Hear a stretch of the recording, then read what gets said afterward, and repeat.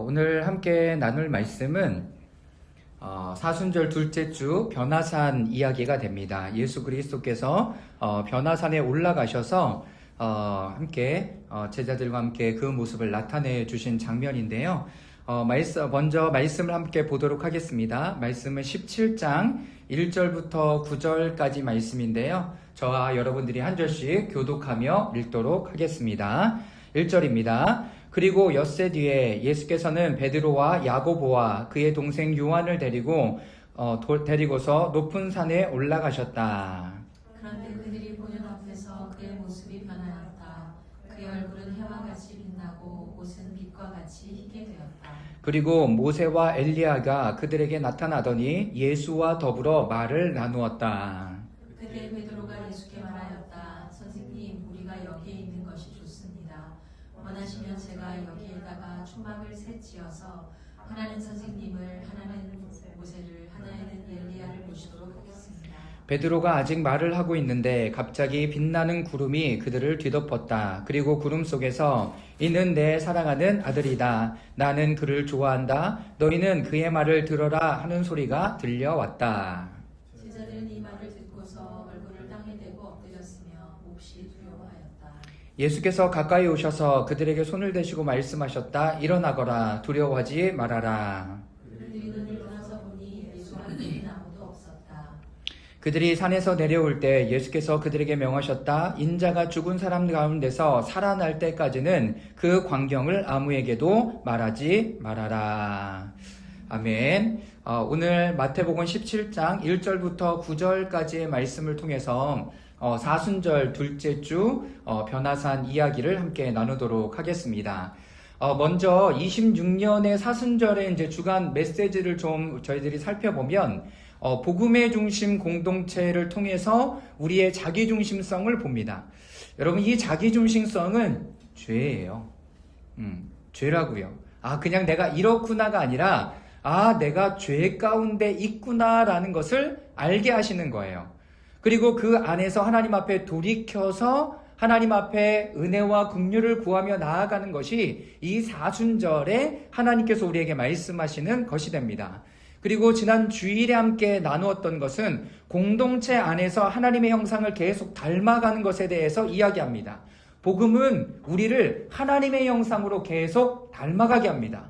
여러분, 복음이 무엇입니까? 하나님께서 예수 그리스도를 통해서 우리에게 이미 이루어 주신 것, 좋은 것이죠. 하나님께서 이 상황과 환경 속에서 사람들과의 관계 속에서 나에게 이미 이루어둔 일은 무엇이냐는 거예요. 여러분, 이것이 복음이죠.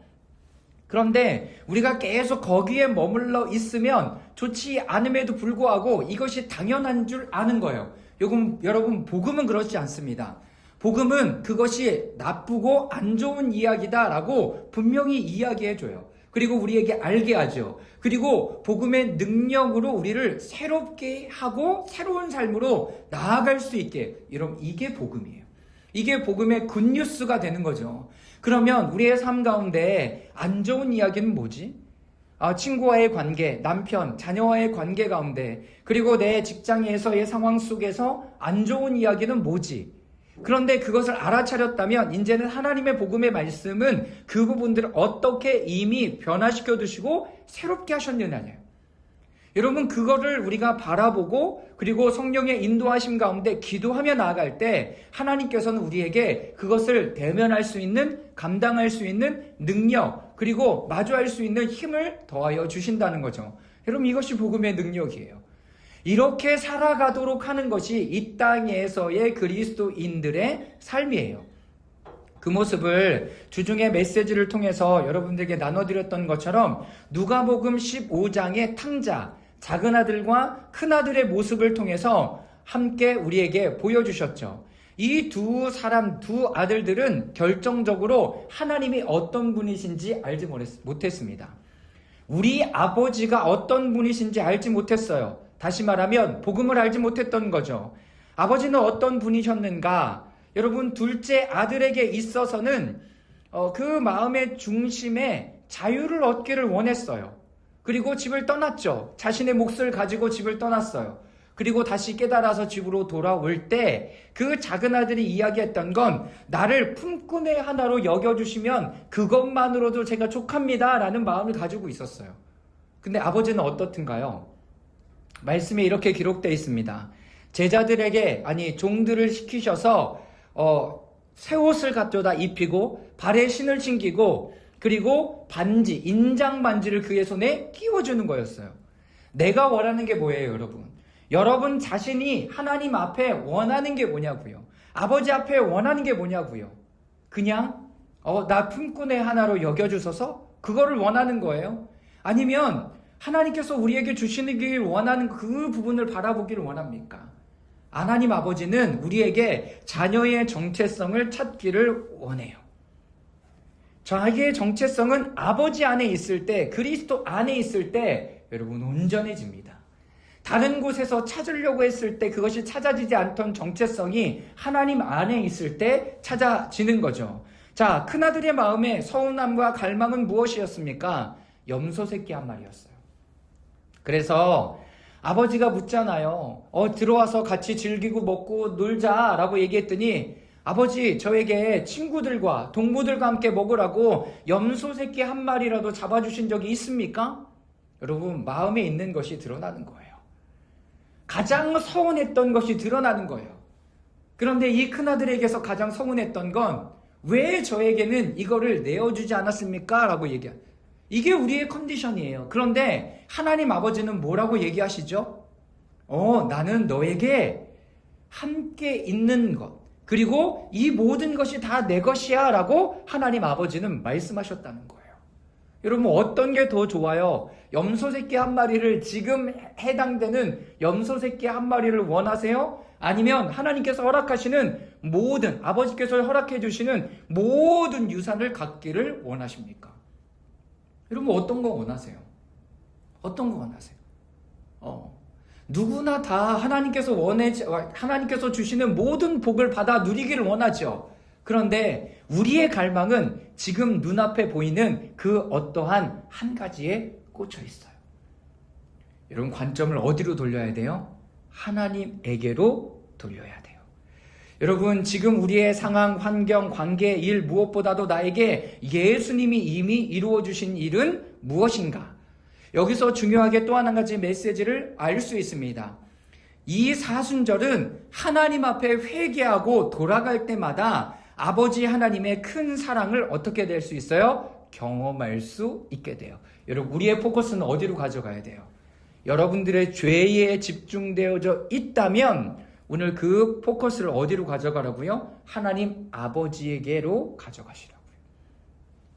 하나님, 나에게 이 문제를 지금 해결해 주십시오라고 기도하는 것이 아니라 하나님께서 이미 허락해 주신 그 관계 가운데 하나님 아버지의 사랑, 그리고 그분의 풍성하신 은혜를 경험하도록 우리의 포커스를 어디로? 예수 그리스도 앞으로 가져가야 되는 거예요. 여러분, 오늘 너무나 잘 오셨어요. 오늘 하나님께서 우리를 새롭게 사순절의 포커스 관점 하나를 바꾸세요. 어떻게? 내가 힘들고 내가 묶여있고 갇혀있고 하는 그 금식의 여정에서 그 금식 뒤에 있는, 사순절 뒤에 있는, 고난주간의 십자가 뒤에 있는 누구를? 예수 그리스도를 바라보기를 원하세요. 그게 바로 뭐예요? 변화살에서 변화되신 예수님의 모습이에요. 여러분, 사순절 둘째 주에 왜 예수님이 이미 우리에게 변화산에 변화되신 예수님의 모습을 보여주실까요? 40일 광야로 들어갔어요. 근데 한 주가 이제 지났는데 예수님이 먼저 보여주시는 장면은 변화산에 예수님이 변화되신 모습이에요. 우리의 관점을 변화된 모습을 가지고 시작하라고 하나님은 우리에게 권면하시는 거예요. 나의 변화된 모습이 뭘까요? 여러분, 내가 하나님 앞에 새로워진 모습은 뭘까요? 여러분, 그 모습을 기대하고 상상하라는 거예요. 지금 내가 이것도 안 되고 저것도 안 되고 이것도 필요하고 저것도 필요하고 거기에 머물러 있지 말고요. 하나님이 이 누가복음 15장에 더 큰 것을 예비하시고 이미 우리에게 허락하신 그 아버지 하나님의 은혜를 기대하며 달려갈 수 있기를 바라는 거죠.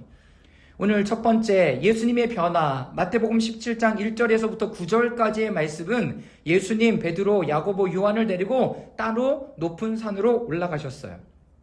그리고 그것에서 변화하셨어요. 베드로는 초막 셋을 지어서 모시겠다고 하나님 앞에 고백해요. 그리고 이 사건을 죽은 사람들 가운데 살아날 때까지 아무에게도 말하지 말라고 하시며 부활할 때 일어날 일임을 제자들에게 미리 알려주세요. 여러분, 왜 지금 예수님이 이렇게 변화되신 거예요? 여러분, 부활 때 내 모습이 이렇게 변화될 것이라고 예수님 미리 말씀해 주신 것이라는 거예요. 여러분, 이에 앞서 마태복음 16장에는 예수님의 고난을 받고 십자가에 죽을 것을 예고하세요. 그리고 부활할 것에 대해서 얘기하시고 변화산에 대해서 이야기하세요. 그리고 17장부터는 부활체의 모습을 제자들이 경험하게 해요. 자, 왜 성무일과의 말씀에, 이 전려력의 말씀에 이 부활의 영광스러운 모습들을 미리 나타내고 보여주실까? 첫째, 그것은 사순절과 예수님의 고난과 십자가 사건 뒤에는 부활의 놀라운 영광의 사건이 있음을 우리에게 미리 알려주시는 거예요. 그래서 우리의 포커스를 우리의 죄에 맞추는 것이 아니에요. 회개에 맞추는 것이 아니에요. 회개하고 돌아갈 때 아버지께서 용서하시고 받아주시고 그의 지위를 모두 회복시키실 그것을 바라보며 나아갈 수 있게 하세요. 왜 하나님께 나아가지 못해요? 왜 두려움으로 나아가지 못하죠? 왜 이 이야기 못하죠? 두려움 때문에. 어떠한 반응이 일어날지 뻔하기 때문에, 내가 가지고 있는 것으로 미리 판단하고 정죄하고 그 마음을 가지고 있기 때문에 그런 거죠. 여러분, 우리는 예수님에게로 갈 때마다 용서하신 아버지, 참 하나님을 만나고 그분 안에서 영적인 여정으로 나아갈 수 있도록 우리를 인도해 주세요. 우리는요, 아버지 앞에 서야 돼요. 예수 그리스도 앞에 서 있어야 해요. 여러분, 이거를 잊지 마시기 바랍니다. 내가 지금 누구 앞에 서 있지? 내 죄 앞에 서 있나? 다른 사람 앞에 서 있나? 누구 앞에 서 있나? 여러분, 예수 그리스도 앞에 서 계십시오. 여러분, 예수님 지금 어떤 모습을 하고 계세요? 주님이 지금 어떤 모습을 하고 계세요? 자, 2절 말씀 다 같이 한번 읽어보도록 하겠습니다. 시작. 그런데 그들이 보는 앞에서 그의 모습이 변하였다. 그의 얼굴은 형아같이 빛나고 옷은 빛과 같이 희게 되었다. 네, 예수님이 변하셨어요. 이 모습을 미리 베드로, 그 다음에 야고보, 요한에게 미리 알려주세요. 이 사람들이 수제자였습니다. 그래서 이 사람들에게 알려주시면서 그 마음을 잘 간직하고 있기를 바라셨어요. 왜? 그럴 때가 도래했을 때, 예수님이 십자가에 달려 돌아가셨을 때, 그리고 고난과 아픔이 있을 때 이 모습을 어떻게 하라고? 기억하라고. 우리가 기억해야 될 필요가 있는 거죠. 그리고 우리도 부활의 날에, 예수 그리스도의 재림의 날에 우리도 그와 같이 변화될 것에 대해서 분명하게 말씀하시고 계십니다. 고린도전서 15장 51절부터 54절까지 말씀은 저와 여러분들이 교독해 읽어보도록 하겠습니다. 보십시오. 내가 여러분에게 비밀을 하나 말씀드리겠습니다. 우리가 다 잠들 것이 아니라 다 변화할 테인데. 마지막 나팔이 울릴 때에는 깜깜한 사이에 후련히 그렇게 될 것입니다. 나팔 소리가 나면 죽은 사람은 썩어 없어지지 않을 몸으로 살아나고 우리는 변화할 것입니다. 썩을 몸이 썩지 않을 것을 입어야 하고 죽을 몸이 죽지 않을 것을 입어야 합니다. 썩을 이 몸이 썩지 않을 것을 입고 죽을 이 몸이 죽지 않을 것을 입을 그때에 이렇게 기록한 성경 말씀이 이루어질 것입니다. 죽음을 삼키고서 승리를 얻었다. 아멘. 여러분, 이거 고린도전서 15장은 부활장이라고 얘기해요. 아, 부활에 이렇게 된다더라 라고 얘기하는 그 말씀을 사도 바울이 고린도 교회에 써 보낸 편지 중에 하나가 바로 이것이에요. 그런데 51절, 우리가 다 변화할 터인데, 우리 변화할 거래요. 어떻게 변화해요? 예수님이 보여주신 그 모습 그대로 변화할 거예요. 자, 52절 말씀의 끝에 우리는 변화할 것입니다. 그런데 어떻게 변화한대요? 53절, 썩을 몸이 썩지 않을 것을 입어야 해요. 우리 몸이 썩을 거잖아요. 그런데 어떻게 해야 된다고요? 썩지 않을 옷을 입어야 돼요. 여러분, 그걸 너무 신기하게 로마서 13장 12절 14절에 이렇게 기록합니다. 자, 12절 말씀 읽을게요. 함께 읽겠습니다. 시작. 밤이 깊고 낯이 가까이 왔습니다. 그러므로 우리는 어둠의 행실을 버리고 빛의 갑옷을 입읍시다. 여러분, 빛의 갑옷을 입읍시다. 빛을 입으래요.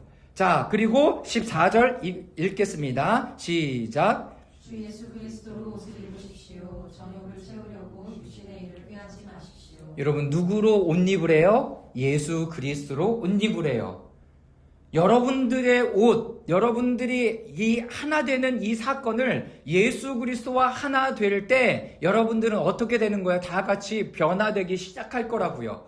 그러므로 우리의 포커스는 어디에 있어요? 예수 그리스도 앞에서 예수 그리스도로 계속 옷 입는 것, 그분과 하나 되는 것, 내 마음의 성품이 그분을 닮아가는 것, 보여지는 것, 여러분, 이런 삶이 있어요.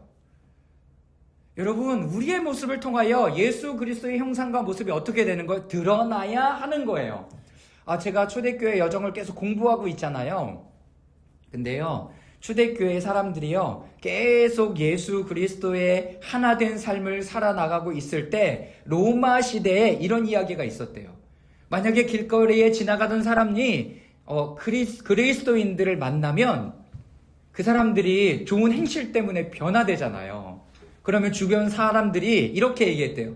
야, 너 그리스도인 만났어? 착한 행실을 하면 그 주변의 사람들이 그 사람을 놀리면서 야, 너 그리스도인 만났어? 야, 그리스도인 만나서 이렇게 착한 행실을 하는 거야? 이렇게 얘기했대요. 여러분, 어떠세요? 여러분, 그러니까 그 로마 시대 자체에는 착한 행실이 없었던 거야. 자기 마음대로 살고 그냥 여자나 남자나 어린아이나 다 할 것 없이 자신의 육체의 정욕대로 살아가는 사람들이 엄청 많았어.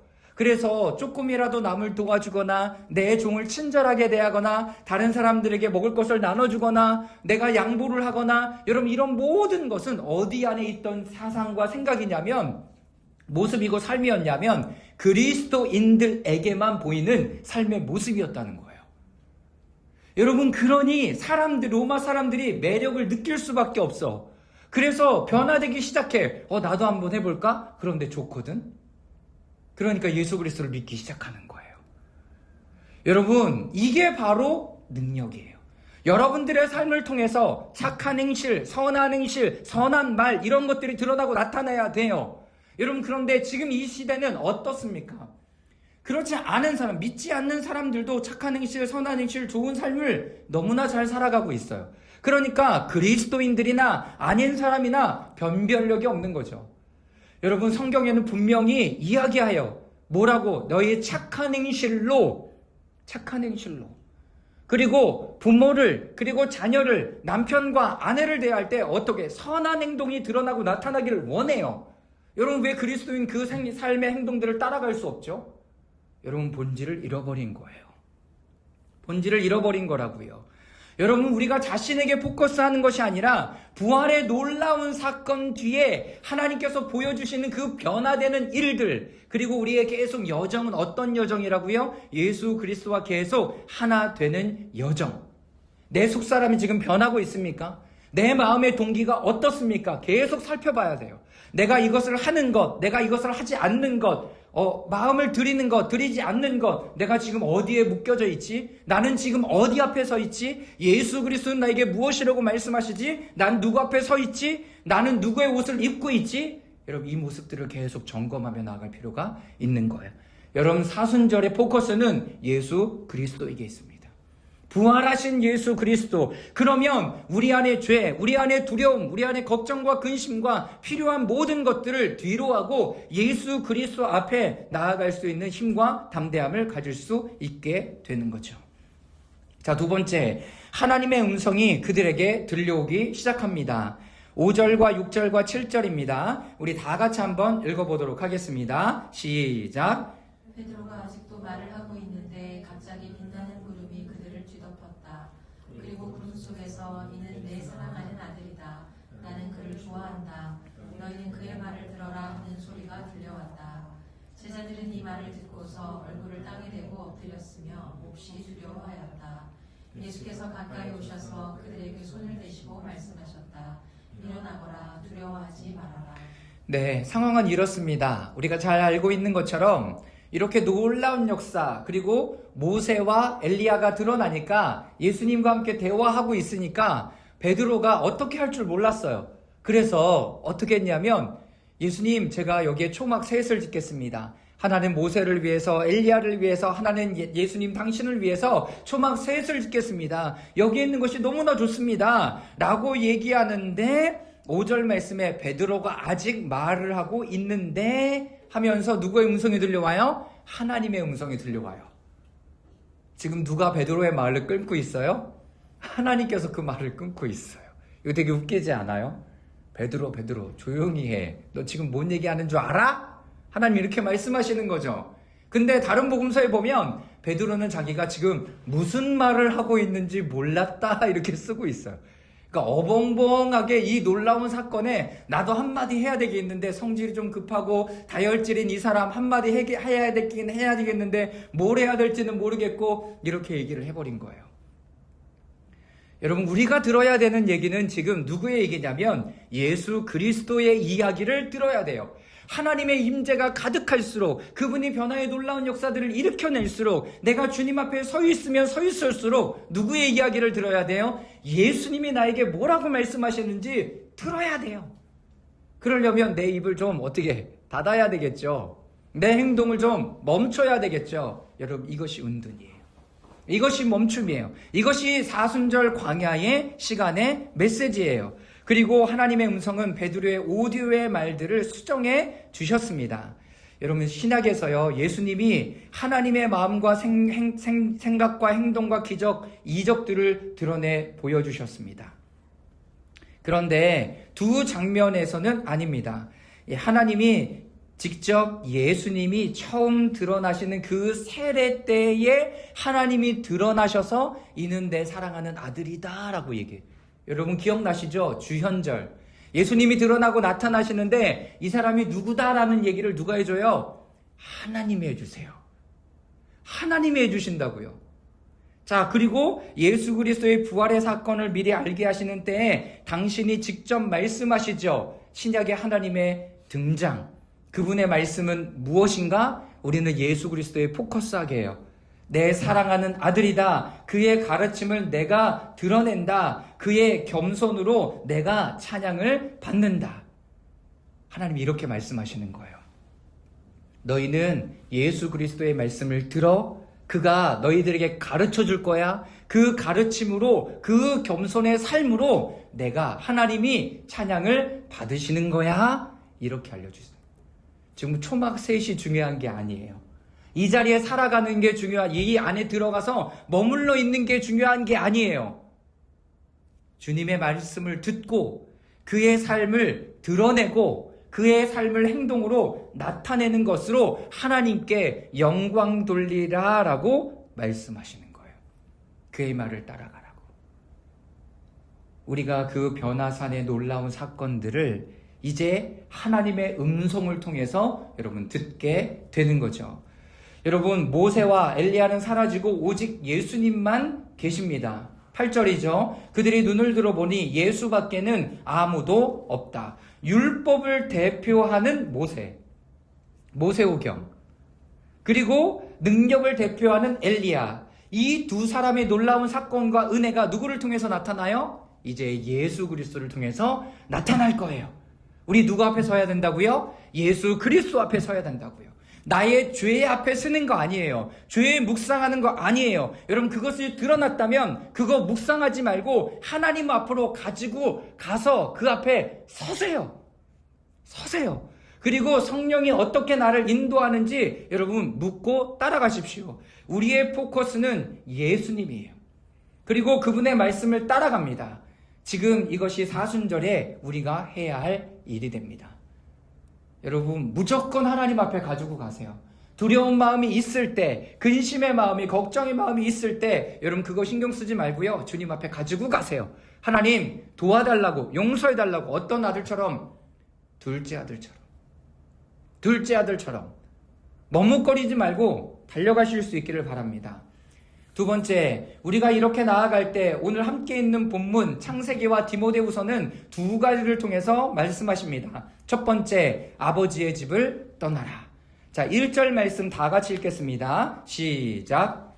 주님께서 아브라함에게 말씀하셨다. 너는 내가 살고 있는 땅과 내가 난 곳과 너의 아버지의 집을 떠나서 내가 보여주는 땅으로 가거라. 네, 내가 살고 있는 땅, 내가 난 곳, 아버지의 집을 떠나래요. 익숙함, 그리고 평안함, 안정된 곳을 떠나는 거예요. 그리고 어디로 가래요? 내가 보여주는 곳, 하나님이 보여주는 곳으로 가는 곳은 어떤 의미가 있냐면 하나님이 나에게 중심이 되는 곳이에요. 그분이 나를 보호하시고 그분이 나의 정체성이 되는 곳. 지금 복음의 중심 공동체를 하는 걸로 따지면 복음으로 내가 센터링이 되는 거예요. 복음으로 집중되는 곳이에요. 예수 그리스도로 집중되는 곳이에요. 하나님이 나에게 중심이 돼요. 자기 중심성에서 떠나라는 거죠. 그분이 나를 보호해줘. 내가 나를 보호하지 않아도 돼요. 그분이 나의 정체성이 되는 거예요. 여러분 그곳으로 떠나라는 거예요. 그것이 하나님의 약속하신 가나안 땅이었어요. 거기서 다윗이 제일 먼저 뭐 하든가요? 하나님의 성전을 쌓잖아요. 성벽을 쌓고 성전을 준비하잖아요. 여러분 그 일을 우리가 해야 되는 거예요. 그 일을. 그런데 그 여정까지 가기 엄청난 시간이 걸렸어요. 아브라함을 통해서는 엄청난 시간을 통해서 애굽의 시간, 그리고 400년의 광야의 시간, 그리고 가나안 땅에 들어가서도 전쟁은 끊임이 없었어요. 여러분 우리의 영적 여정이에요. 우리의 영적 여정이에요. 자, 누가복음 15장에 탕자가 집을 떠남과는 정반대의 여정이죠. 탕자는 아버지의 집에 있으면서 아버지의 사랑과 이것을 누리지 못하고 그냥 자기가 그 집을 떠났어요. 멀리 떠났어요. 자기중심성, 자유와 돈으로와 스스로 정체성을 찾아서 떠나요. 그런데 아브라함은 어디로 떠나요? 하나님이 말씀하시는 곳으로 떠나요. 여러분 떠날 때 잘 보셔야 돼요. 어디로 떠나냐 내가 지금 아버지의 집에 있는 거 싫고 내 자유를 찾아서 내 정체성을 찾아서 떠나는 것? 왜? 아버지의 집에서 왜 떠나죠? 하나님께 지금 모여 있다면 하나님이 말씀하시는 곳으로 떠나야 되는 거예요. 이게 우리의 여정이에요. 이게 우리의 여정. 두 번째, 디모데후서 1장 8절에서 10절까지의 말씀은 함께 복음과 함께 고난을 받으라라고 우리에게 권면합니다. 자, 8절부터 10절까지 또 함께 읽겠습니다. 시작. 그러므로 그대는 우리 주님에 대하여 증언하는 일이나 주님을 위하여 갇힌 몸이 된 나를 부끄러워하지 말고 하나님의 능력을 힘입어 복음을 위하여 고난을 함께 겪으십시오. 하나님께서 우리를 구원해 주시고 거룩한 부르심으로 불러주셨습니다. 그것은 우리의 행실을 따라 하신 것이 아니요 하나님의 계획과 은혜를 따라 하신 것입니다. 이 은혜는 영원전에 그리스도 예수 안에서 우리에게 주신 것인데 이제는 우리 구주 그리스도 예수께서 나타나심으로 환히 드러났습니다. 그리스도께서는 죽음을 패하시고 복음으로 생명과 썩지 않음을 환히 보이셨습니다. 여러분 여기에서 나의 고난은 옛 성품으로 인한 고난이 아니에요. 나의 이 옛 성품으로 인하여 고난받는 거는 여러분 그냥 당연한 고난이에요. 당연한 고난이라고요. 여기서 얘기하는 고난은 복음 때문에 받는 고난을 이야기하는 거죠. 복음을 위하여 고난을 함께 겪으십시오라고 얘기해요. 복음이 뭐예요? 예수 그리스도가 나에게 이미 하신 일을 가지고 내가 살아갈 때 주변 사람들에게 겪는 고난의 역사, 고난의 일들을 이야기하는 거죠. 복음의 여정이에요. 복음의 여정, 구원의 여정 안에는 여러분 고난이 있어요. 그리고 이 여정은 부르심의 여정입니다. 하나님이 나를 이렇게 불렀기 때문에 그 여정을 가는 거죠. 하나님의 이 은혜의 길이에요. 예수 그리스도의 길이고 그리스도가 그 길을 먼저 우리에게 가시면서 우리에게 그 길의 여정을 보여주셨어요. 여러분 그냥 가면서 고난받는 거를 이야기하는 게 아니라는 거예요. 이것이 복음의 여정인가? 구원의 여정 가운데 내가 내 내면 안에서 싸우고 있는 것인가? 그리고 이 여정은 부르심의 여정이고 하나님이 나를 이렇게 부르셨고 하나님의 은혜의 길이었습니다. 예수 그리스도의 길이었고 그리스도가 그 길을 먼저 우리에게 보여주셨습니다. 어떻게 하라고요? 아버지의 집을 떠나라고요. 옛집을 떠나라고요. 내가 안정된 곳을 떠나라고요. 어떻게 해요? 하나님이 부르시는 곳으로 떠나라고요. 하나님이 부르시는 곳으로 떠나라고요. 두 번째, 그렇게 떠났을 때 복음과 함께 고난을 받는 것을 당연한 일로 여기라는 거예요. 그 고난을 통해서 우리가 하나님의 형상으로 더욱더 닮아갈 수 있기 때문에.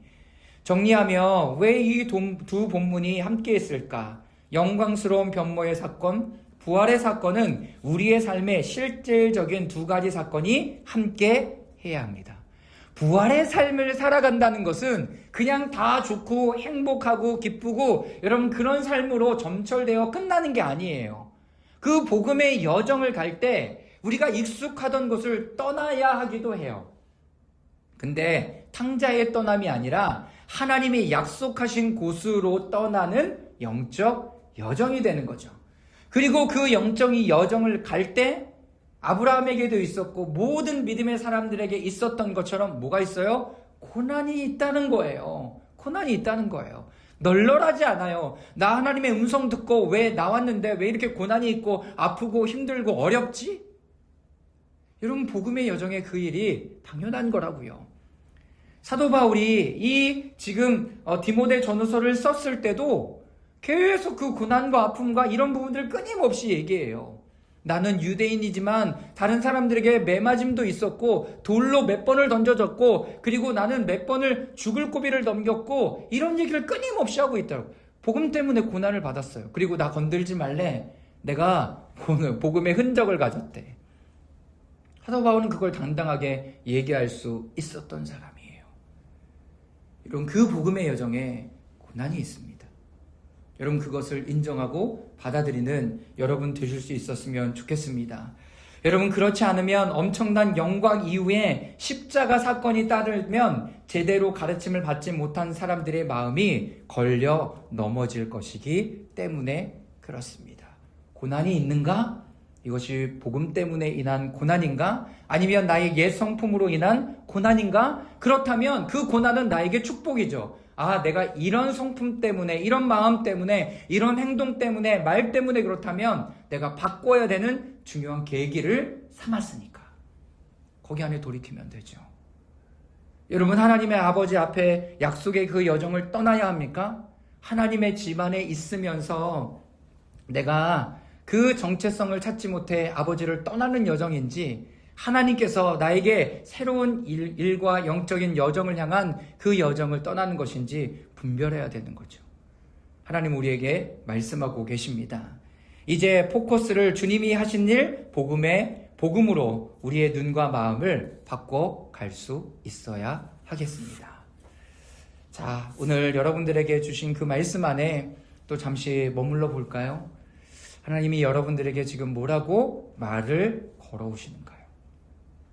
나에게 지금 말을 걸어오시는 것은 무엇일까요? 잠시 그 하나님의 임재 가운데 머물도록 하겠습니다.